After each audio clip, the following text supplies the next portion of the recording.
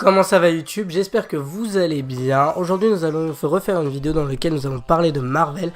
Avant de commencer correctement cette vidéo, je vais quand même vous dire une chose, c'est que la vidéo risque d'être assez longue et ça va parler de Marvel. Donc bien évidemment si vous n'êtes pas forcément fan de Marvel et que vous préférez peut-être DC Comics, ne faites pas attention à cette vidéo. Nous allons bien évidemment parler aujourd'hui de l'univers Marvel et vraiment comparer Marvel Comics et Marvel Cinematic Universe. Dans cette vidéo, il ne risque pas d'avoir beaucoup de cuts, ce sera beaucoup de la première prise. Donc bien évidemment, c'est un peu comme toutes mes vidéos. Voilà, je veux quand même vous le préciser. Marvel Studios ont commencé à faire des premiers films avec Spider-Man 1, etc. Mais on ne va pas traiter de ces films, puisque bien évidemment, ils ne font pas partie du Marvel Cinematic Universe. Le Marvel Cinematic Universe, il commence à partir de Iron Man en 2018. Un très grand film qui se voue à Marvel, un très grand pari tout simplement que Marvel a voulu donner pour exporter leur monde des comics dans l'univers du cinéma. C'est quelque chose qui est très compliqué à ce moment-là, faut quand même se le dire. En effet, Marvel prend beaucoup de risques à faire le premier Iron Man et à le publier. Gros coup pour Marvel puisque bien évidemment c'est un énorme succès, c'est vraiment quelque chose qui a plu à tout le monde. Et c'est quelque chose qui peut-être vous a plu. Nous passons maintenant au deuxième film qui est Captain America The First Avengers. Ce film bien évidemment était l'un des plus gros paris de Marvel puisque Captain America ancre quand même la réalité. C'est-à-dire que Captain America nous copie, nous met des valeurs et surtout s'inspire des nazis, etc. Quelque chose qui à l'époque n'est pas forcément très bien vu comme vous devez sans doute vous le dire, tout simplement. C'est quelque chose qui était très risqué. Un héros, voilà, quelque chose de vraiment risqué. Et pourtant, Marvel gagne encore ce pari. Gros coup pour Captain America, The First Avengers. Un nouveau film arrive, même si quelqu'un était venu avant, The Incredible Hulk, bien évidemment. Mais un nouveau film arrive, effectivement. Ce nouveau film, c'est The Avengers. Un film dans lequel il y a l'un des plus gros paris de Marvel. Intégrer des héros qu'on ne connaît même pas encore et intégrer que 2 héros qu'on connaît, que 3 héros qu'on connaît, bien évidemment, c'est un pari très lourd pour Marvel. Quelque chose de très risqué et pourtant, encore une fois, c'est réussi. The First Avengers, c'est l'un pour moi des meilleurs films du Marvel Cinematic Universe. C'est quelque chose qui est incroyable, tout simplement. On arrive à Iron Man 2. Iron Man 2, après la bataille de New York. Attendez que je dise n'importe quoi. Effectivement, après la bataille de New York, gros succès pour Iron Man, qui revient en force avec Iron Man 2, bien évidemment, contre le Mandarin. Petite déception, puisque le Mandarin ne ressemble pas vraiment à ça dans les BD. Non, oula, j'ai confondu. Désolé, je suis désolé. Iron Man 2, on affronte un méchant qui n'est connu de nulle part. Un méchant hors du commun. Le mec, il a des bras en électricité. Point. J'ai confondu avec Iron Man 3, pour les puristes, bien évidemment. Mais effectivement, c'est un méchant très compliqué. On ne sait pas d'où il vient, ce mec. On ne sait vraiment pas d'où il vient. Mais ils l'ont intégré. C'est pas une très grosse réussite. Mais bien évidemment, nous avons un autre héros qui arrivera et qui s'appelle Thor. On intègre la première pierre de réalité, dans le sens où on l'intègre pour la première fois en expliquant ce que c'est. Effectivement, dans le Tesseract, dans The Avengers, nous ne l'expliquons pas vraiment en fait. On nous dit juste que c'est un cube cosmique, que c'est quelque chose de très important, mais on ne mentionne jamais la pierre du pouvoir à l'intérieur. On dit juste que c'est un cube très important.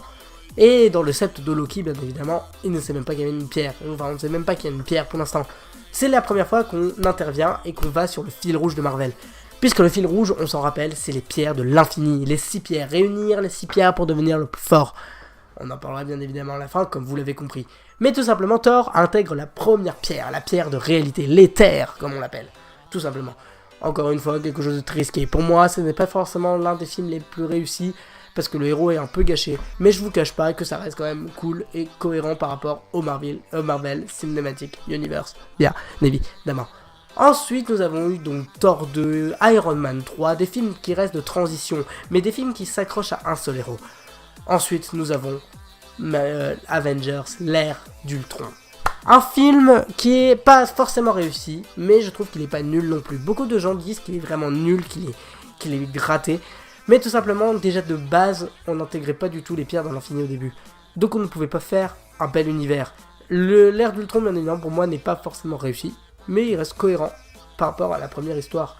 Pourquoi? Puisque c'est la deuxième fois qu'on intègre bien les pierres de réalité et surtout qu'on comprend ce que c'est et ce que ça va être plus tard dans le MCU. Mais tout simplement, ça reste un film, voilà, somme tout moyen.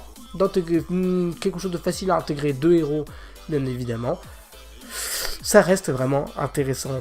Ensuite, nous avons Captain America Civil War. Et oui, messieurs, dames, un film, bien évidemment, très compliqué, mais l'un, pour moi, aussi des meilleurs films du Marvel Cinematic Universe. Civil War, c'était aussi un énorme pari, puisqu'il faut savoir que les puristes attendaient vraiment à ce que Civil War ressemble vraiment à la BD. C'est vrai qu'au début, quand on a vu les premiers films, on se disait « ça ressemble pas à la BD », mais là, on voulait que Civil War, ça ressemble à la BD. Bien évidemment, ça ne ressemble pas, puisqu'on ne peut pas faire Marvel Comics et Marvel Cinematic Universe connectés, ce n'est pas possible. Pour quelques raisons, parce que tout simplement, au cinéma, nous ne pouvons pas mettre ce que dans les comics il y a, parce que dans les comics, l'univers est beaucoup plus vaste. On peut le faire plus grand, puisque c'est que du dessin.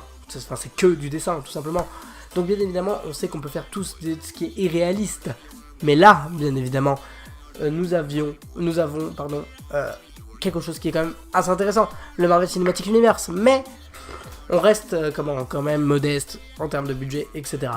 Civil War, qui est très intéressant puisqu'il intègre deux nouveaux super-héros. Bien évidemment, avant, nous avions Ant-Man. Effectivement, ça, je pense que vous l'avez su. Mais je n'ai pas voulu en parler parce que, comme je vous ai dit, c'est un film de transition. Et oui, nous avions Spider-Man qui vient de nouveau. Spider-Man, réintégrer Spider-Man, prise de risque. Avec les trois premiers et la déception des deux derniers avec The Amazing Spider-Man 1 et 2. On se dit, Spider-Man, il ne faut pas qu'il revienne. C'est là où Marvel a réussi à faire un gros coup, en réintégrant Spider-Man par rapport à Iron Man. Un pari qui, bien évidemment, a été challengé et quelque chose qui était vraiment réussi. Spider-Man, quand il est revenu dans nos écrans, nous étions très contents puisque pour moi, il est réussi. Il respecte les âges, etc. Ensuite, Captain America Civil War, nous avons Spider-Man Homecoming. Un film très attendu, bien évidemment. Ah oui, aussi, dans Civil War, nous avons intégré Black Panther. Il n'est jamais apparu, lui aussi. Un nouveau héros qui est très intéressant. Spider-Man Homecoming, avant Black Panther bien évidemment, qui est très intéressant, qui reste un film vraiment simple, de transition, mais qui nous remet les bases de notre Spidey. Ils n'ont pas fait comme tous, c'est-à-dire qu'ils n'ont pas refait l'histoire de Spider-Man, puisque je vous rappelle que tout le monde la connaît. D'accord ? Tout simplement, Spidey reste dans son univers avec Iron Man, etc. Ça reste vraiment une pépite.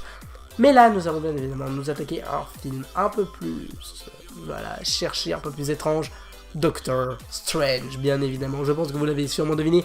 Doctor Strange reste l'un des meilleurs films aussi, un bon film de transition. Intégrer une nouvelle pierre, la pierre du temps, et le fait d'intégrer un nouveau héros, Doctor Strange, d'intégrer seulement un magicien, très intéressant. Ensuite, ils ont fait l'un des plus gros paris que Marvel voulait faire, l'un des plus gros challenges que Marvel a dû faire Black Panther uniquement avec des acteurs de couleur noire. C'est un pari énorme parce qu'il faut savoir que dans le cinéma on n'a jamais tout ça. Bien évidemment Marvel prend les risques, vont dessus et c'est un énorme succès. J'adore ce film, vraiment il est vraiment intéressant parce que on a l'impression qu'on connaît maintenant la culture africaine et tout ce que ça va impliquer sans forcément, c'était assez incroyable. Et tout simplement on voit aussi l'univers héroïque de Black Panther qui est vraiment intéressant, le fait d'être un roi, le fait de ne pas forcément arriver à tout maîtriser, etc. Ce qui est quelque chose de très compliqué en étant guerrier et roi. Bref, ce film est un chef-d'œuvre. Bien évidemment, il a été nommé au Oscar, mais c'est incroyable. Après Black Panther, nous avions l'un des meilleurs films, mais attendez, je vais pas tout de suite en parler, je vais en parler vraiment à la fin. Ensuite, après Black Panther, on a Ant-Man and the Wasp, bien évidemment. Oh, le petit film de transition, qui est pas mal aussi, qui reste encore une fois vraiment... C'est des films de transition. Iron Man 2, Iron Man 3, c'est des films vraiment de transition. Ça sert à développer le héros. Ce qui est normal, il faut qu'on développe le héros et qu'on le connaisse. Donc, bien évidemment, Ant-Man and the Wasp fait totalement... Désolé, j'ai fait exprès. Qui fait totalement le taf, bien évidemment. C'est un film de transition sans potoche, point. Ensuite, nous avions Thor Ragnarok. Oh là là là là. Alors, je me suis peut-être trompé parce que Thor Ragnarok était peut-être sorti avant Ant-Man and the Wasp, mais c'est pour moi un aussi des meilleurs films de transition. Et je crois, oui, je sais, oui, non, j'ai dit n'importe quoi. Il est sorti, bien évidemment, avant Ant-Man and the Wasp. Je sais que j'en ai oublié certains, mais attendez, on va y aller petit à petit. Bien évidemment, Thor Ragnarok. Très intéressant tout ça, non? Tout simplement, Thor Ragnarok est sorti avant Ant-Man and the Wasp, qui développe un nouveau Hulk, entre guillemets, et qui développe bien évidemment notre Thor adoré. Mais attendez, avant tout ça, il y a les Gardiens de la Galaxie 1 et 2, et oui monsieur, les Gardiens de la Galaxie 1 et 2, un des chefs-d'œuvre et des paris très risqués. Deux nouvelles teams de super-héros que là on connaît pas du tout. C'est des héros qu'on ne connaît pas, qui nous pop comme ça. Voilà, ils nous les donnent, ils font hey tiens, des héros, bam, c'est tout. Marvel a réussi ça, c'est deux gros films très incroyables. Alors même si pour moi le premier reste mieux que le deuxième, mais c'est la vie personnelle tout simplement. Mais ensuite, après Thor Ragnarok, et après Black Panther, il y a Captain Marvel en termes de héros de transition bien évidemment, mais Captain Marvel va être très important.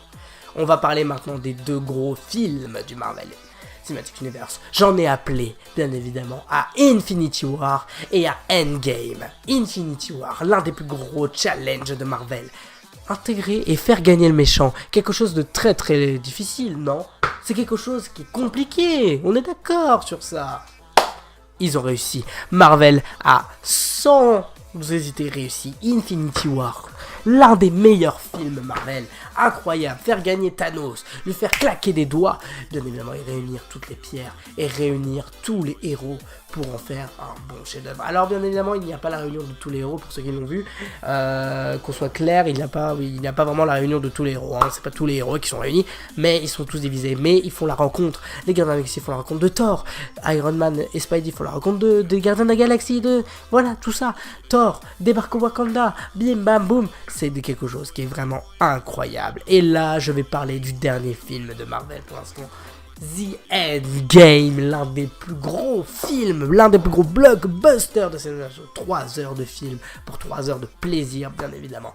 Le film a été beaucoup critiqué, comme quoi il était un peu mauvais. Pourquoi? Puisque les gens s'attendaient à une ouverture et à non une fermeture. Encore une fois, nous ne pouvons pas dire que le Marvel Comics c'est pareil que le Marvel Cinematic Universe. Ils sont totalement différents. The Endgame montre pas la fin de Marvel, il montre la fin de 3 phases qui ont été géniales. Mais tout simplement, il faut renouveler, il faut montrer de nouveaux héros. Donc terminer les anciens. C'est quelque chose que les gens n'ont pas forcément vu accepter au début. Tout simplement. Un film dans lequel donc Thanos obligatoirement est perdé, mais un film dans lequel nous voyons tous les super-héros enfin réunis. Captain America, Thor. Ce qui est bien, c'est que je dis ça alors qu'ils sont partis d'Avengers. Captain America, les Gardiens de la Galaxie, Doctor Strange, tout le monde est réuni pour défoncer Thanos, bien évidemment, pour qu'au final ils perdent avec Iron Man, avec le claquement de doigts. Bien évidemment, j'ai déjà expliqué à peu près ce film dans ma dernière vidéo, donc voilà, je ne développe pas trop, mais tout simplement ce film est un chef-d'œuvre. C'est vraiment des films qui ont été incroyables. Pour la conclusion, bien évidemment, c'est vraiment quelque chose de fou. Marvel a réussi à faire quelque chose de très risqué quand même, faut se le dire, puisque prendre beaucoup de risques pour faire des films comme ça, enfin c'est très compliqué. 11 ans de cinéma, 11 ans où les personnes n'arrêtaient pas de se plaindre parce que c'est pas pareil que les BD. Marvel prend beaucoup de risques dans tous ses films et pourtant ils ont réussi à surpasser DC. Le moment de groupe etc. était incroyable. Marvel arrive bien à nous donner aujourd'hui des valeurs qui restent vraiment ancrées.